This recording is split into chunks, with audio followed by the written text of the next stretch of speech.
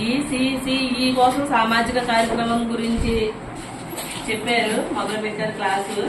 పిల్లల మీద చట్టపరమైన సంపూర్ణమైన హక్కు మొదటిగా తల్లిదండ్రులకి ఉంటుందని, ప్రాథమిక హక్కు కుటుంబ సభ్యులు అంటే అమ్మమ్మ, నానమ్మ, అత్త, మామయ్యలు ఉంటారు కదా, వాళ్ళకి ద్వితీయ సంరక్షకులుగా వాళ్ళకి హక్కు ఉంటుందని.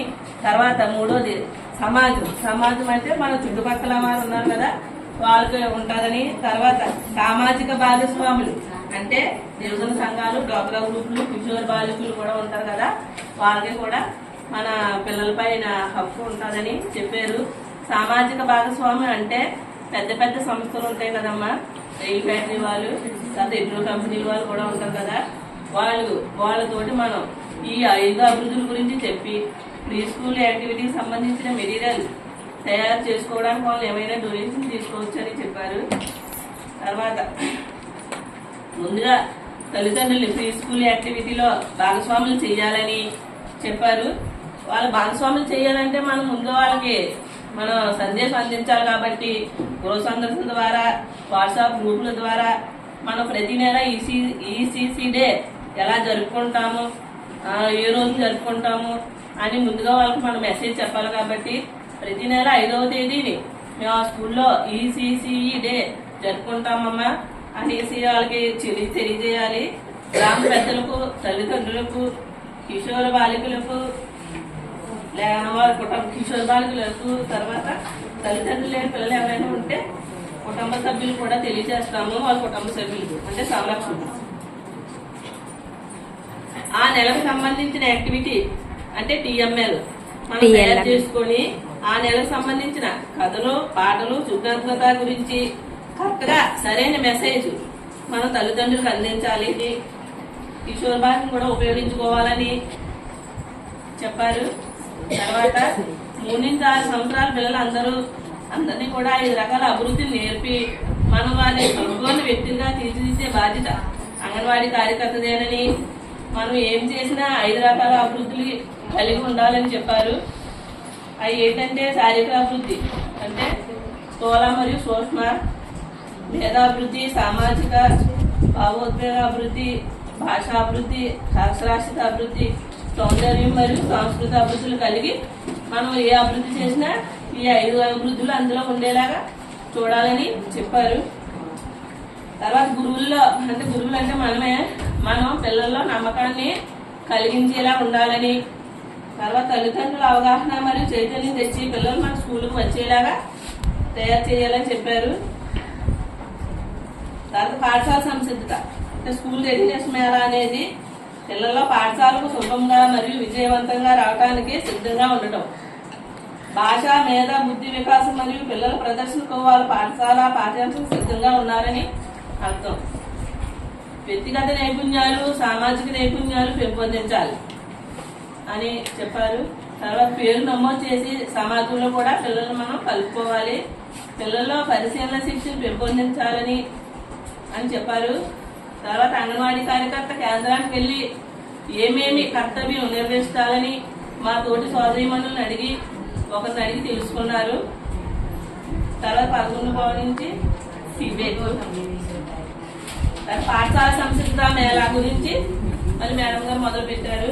భారతదేశంలో ఎక్కువ శాతం పిల్లలకు పాఠశాల సంసిద్ధ ఉత్సవం పెంపొందించాలని, విద్యలో సామాజిక భాగస్వామ్యం భారతదేశ విద్యా విధానంలో కీలకమైనదని అని చెప్పారు. స్వచ్ఛంద సంస్థ సభ్యులను ఆహ్వాన పత్రికల ద్వారా, ర్యాలీల ద్వారా ప్రభుత్వ అధికారులను, అలాగే గ్రామ సర్పంచ్ గారిని, ఏఎన్ఎం గారిని, గ్రామస్తులందరినీ ఆహ్వానించాలని కూడా చెప్పారు. డిజిటల్ వేదికల ద్వారా కరపత్రాలు, ఆహ్వాన పత్రికల ద్వారా పంపిణీ చేసి వాట్సాప్ లో షేర్ చేయడం లేదా ఫేస్బుక్ లో పోస్ట్ చేయడం లాంటివి కూడా మనం ముందుగా తెలియజేయాలని, నమోదు కౌంటర్ మొదలుపెట్టి ఎత్తు మరియు బరువు చేసి శారీరక అభివృద్ధిలో 3+, 4+, 5+ ఎలా ఉంటుంది, భాషాభివృద్ధి అంటే ఏ స్థాయిలో ఉండాలో చెప్పారు. పూర్వగణిత అభివృద్ధి, సామాజిక భావోద్వేగ అభివృద్ధి, ఇలా 5 రకాల అభివృద్ధుల్లో పిల్లల స్థాయిని తల్లులు వివరించాలని. అసెస్మెంట్ అంటే అంచనా, బోధన అభ్యాసం సహాయం చేస్తుంది. ఇది బాల్య ఆరంభ పిల్లల నైపుణ్యం పెంపొందించాలని పునాది అని ఆ రోజుల ట్రైనింగ్ లో మనం ఏం నేర్చుకున్నామని 39 మందిని మనిషికి 2 పాయింట్లు చొప్పున అందరినీ అడిగి తెలుసుకున్నారు. సమావేశం మరియు వేడుక ప్రాముఖ్యత అర్థం తెలుసుకోవడం. సమావేశాలు వేడుకల రకాలు. ఈసీసీ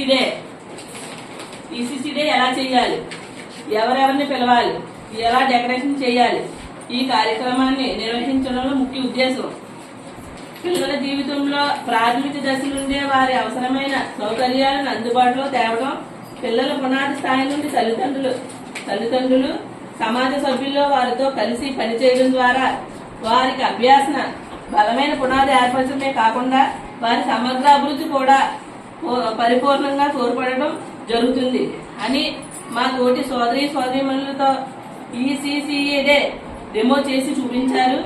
ఈ ఈసీసీ డేకి ఎంఈఓ మేడం గారు చూసి చాలా బాగా చేశారని, పనికిరాని మెటీరియల్తో ఖర్చు లేకుండా ఇంత బాగా టీఎంఎల్ చేయవచ్చా అని అడిగి తెలుసుకున్నారు.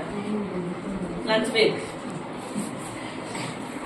ప్రతి అభివృద్ధిలో డొమైన్స్ కోసం తల్లులు వారి పిల్లలతో కలిసి ఆహ్లాదకరమైన కృత్యాలు చేయడానికి ఓ పట్టిక ఏర్పాటు చేయాలని, ఈ పట్టికలో భౌతిక వికాసానికి సంబంధించిన వివిధ కృత్యాలు అంటే దూకడం, వివిధ రేఖల మీద నడవడం, రంగులు వేయడం, మేధాభివృద్ధి కోసం రంగులు వేయడం మరియు పరిమాణాలు ఆధారంగా వస్తువులు క్రమబద్ధీకరించడం, వర్గీకరణ క్రమాలు, పజిల్స్, భాషాభివృద్ధి,